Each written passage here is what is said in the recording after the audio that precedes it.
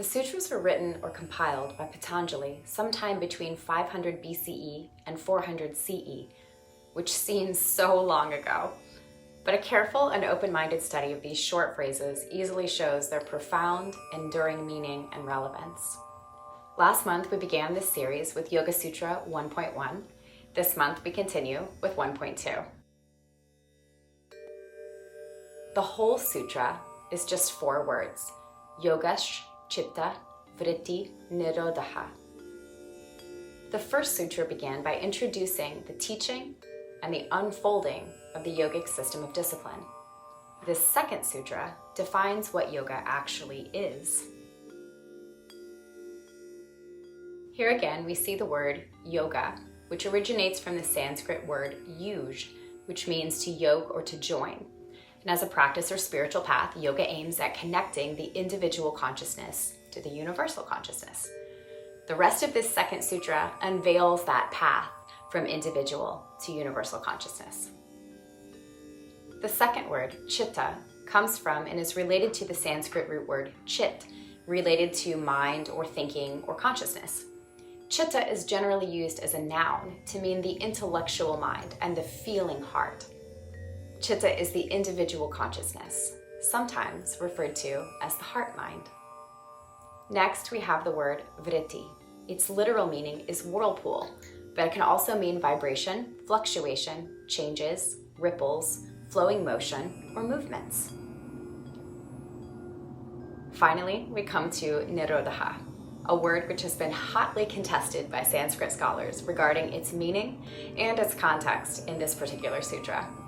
Nir means without or non, but without what? And that might be the question. Udaya means rising or arising. So nirodha could be without arising or non-arising. Other scholars have said that ni means absence or without, and roda means prison, confinement, or constraint. So nirodha has often been translated as cessation, control, or constraint. But now that we have an idea of their meanings, let's learn to pronounce these words. You'll see some markings over some of the letters, and these give us a reminder of an alternative pronunciation of a letter's sound. Most A's in Sanskrit are pronounced like You will also notice the slanted mark over the S. This makes the S sound into a sh sound. A C always indicates ch.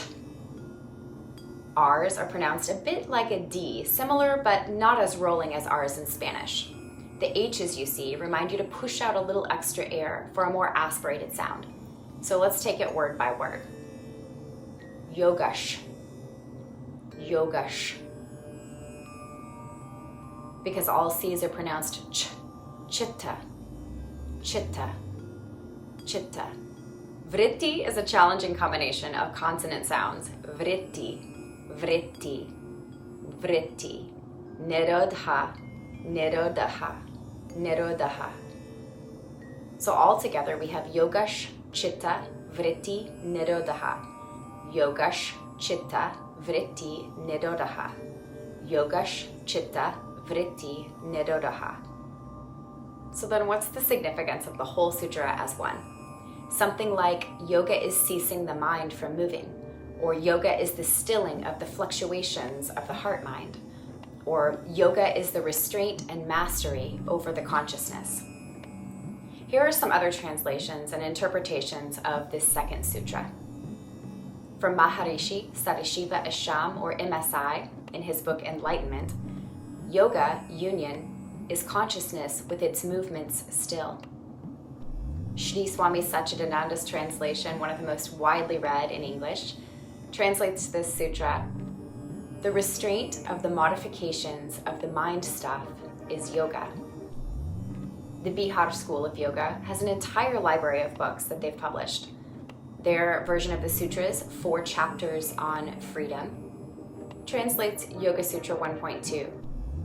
To block the patterns of consciousness is yoga. Yogic scholar York Ferdstein's translation, yoga is the restriction of the fluctuations of consciousness. Geshe Michael Roach and Christy McNally translate 1.2, we become whole by stopping how the mind turns.